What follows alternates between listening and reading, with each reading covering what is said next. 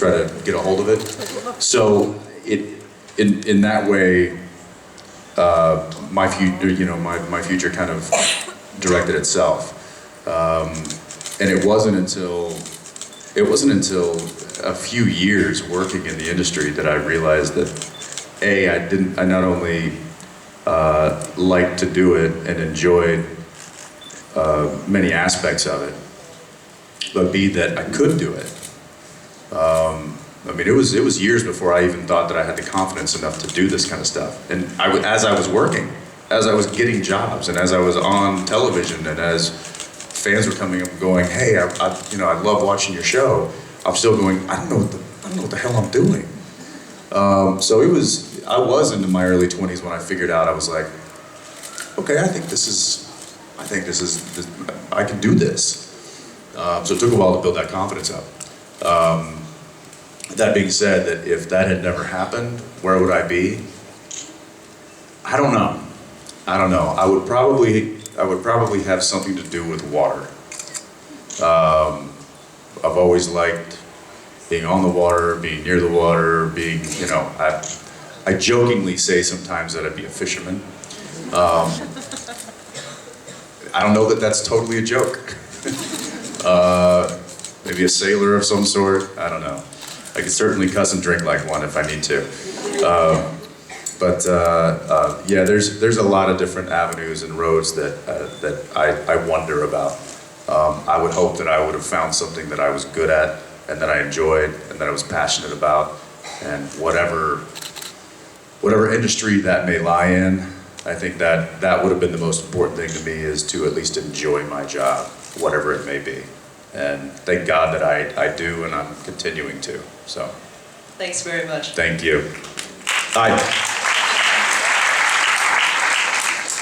17th relationship has been put to test more than once, and they always manage to come back from it. And I wanted to ask, is there anything you think that they won't be able to come back from, or would come between them? And if so, what do you imagine it will take?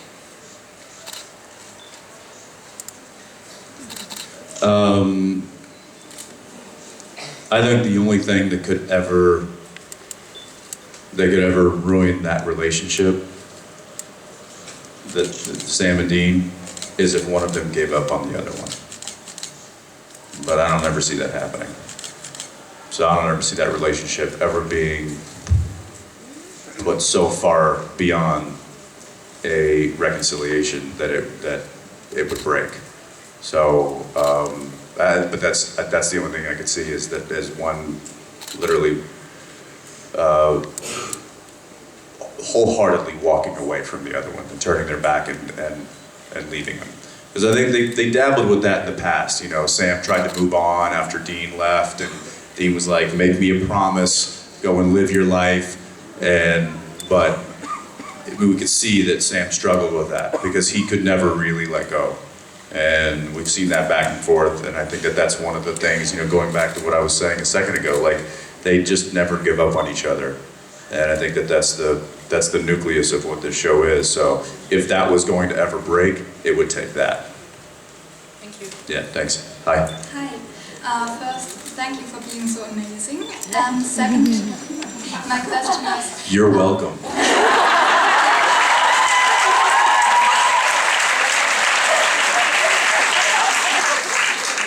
That's what I was looking for. So my question is, we all grew up with various fairy tales and children's books, and there was always a lesson to be learned.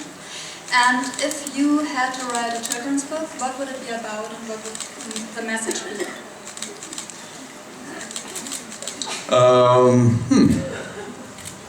That's a good question. I mean, obviously there's a recurring message that's been talked about quite often lately, and I think that that's a really, really good one. So I'm trying to think of something else that's similar. But what's happening here?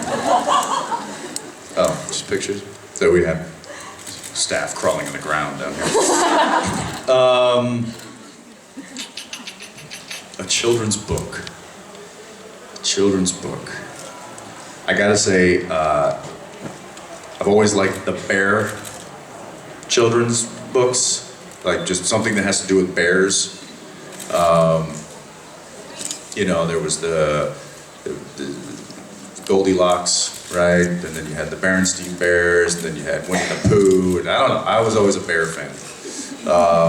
And then I was always turtle fans too. I don't know, for some reason, I'm like, oh, these slow, intelligent these slow, intelligent beings that live forever.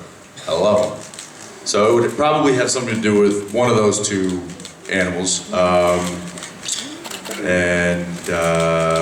The moral of the story would be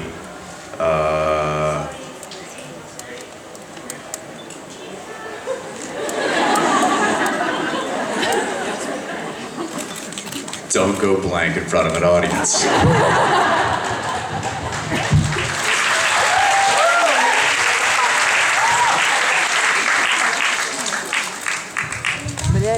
I'm honestly, I have no idea. What? Oh, yes. Jensen, I have a question for you.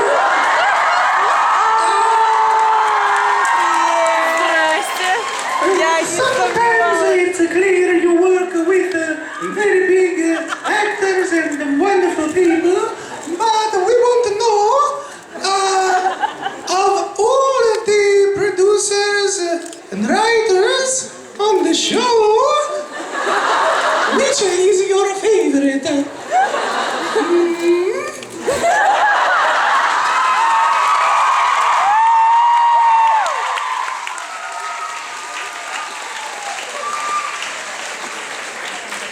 Ladies and gentlemen, I'm not going to answer that. there is a correct answer. The answer is Bob Singer and Eugenie. Because that's the obvious answer. That's the obvious answer. And also the correct answer. Guys, can you just give warm? I'm gonna invite some people up on stage with me to just. They're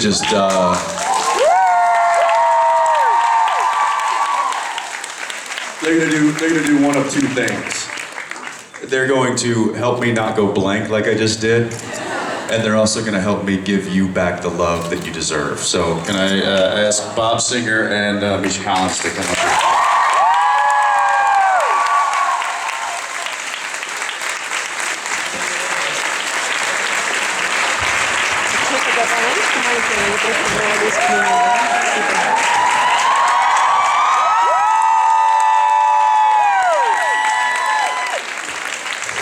This is a momentous occasion. This is a momentous occasion. This is Bob's first.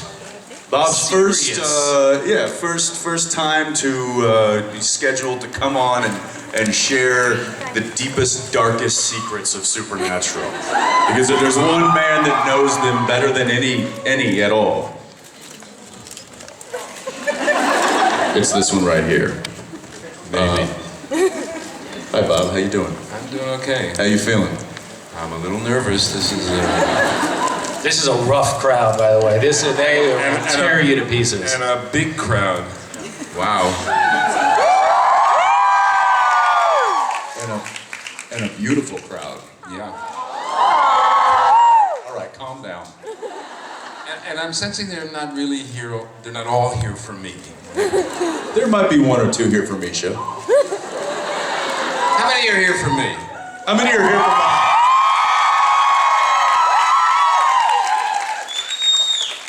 Hot crowd. I don't believe it.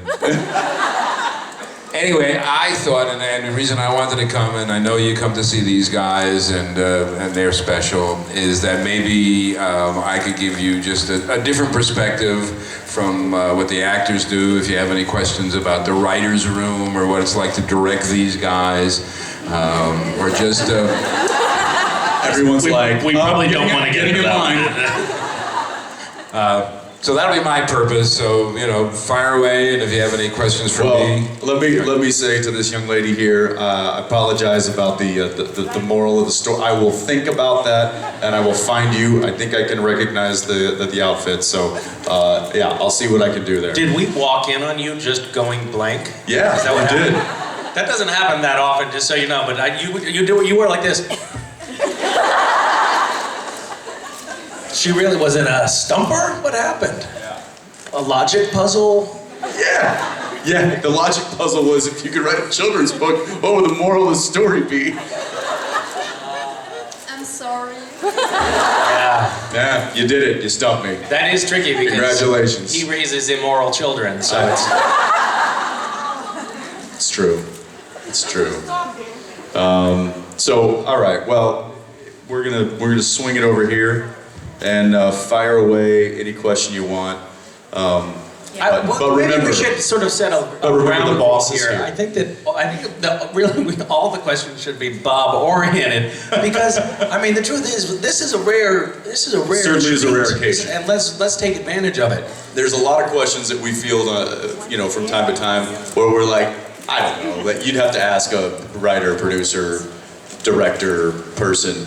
And fortunately, we have all three in this one right here. So, No pressure, right? no pressure, no pressure. You're welcome to ask, Misha a personal question about, his manscaping. But I don't think that that's probably where we need to go. So. I'm sorry, I'm not gonna. But I did my original question was for you, Jensen, but it kind of works now that Bob's on stage because I tried counting and it seems like you are, Jensen, you're approaching like 70-something conventions since 2005. Misha has slightly more because he goes to the smaller ones and like to Russia and like. He goes to the smaller ones? She's Russia? She's counting the Christmas parties that I host at my house. She's counting as conventions, so it's not really fair, but. Yes, well, my question was like if you could give yourself advice back in, like if you could go back and like tell yourself what it's going to be like, what you're in for. But now that Bob's here and he's new here, what advice would you give to him, like for the convention circuit? What advice would I give to him? No, what advice they would give to you. Well, let me answer that.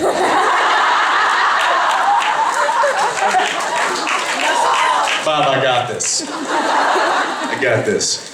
I would say that from starting then and knowing what I do now, my advice, and it would be very simple, is to allow the love in.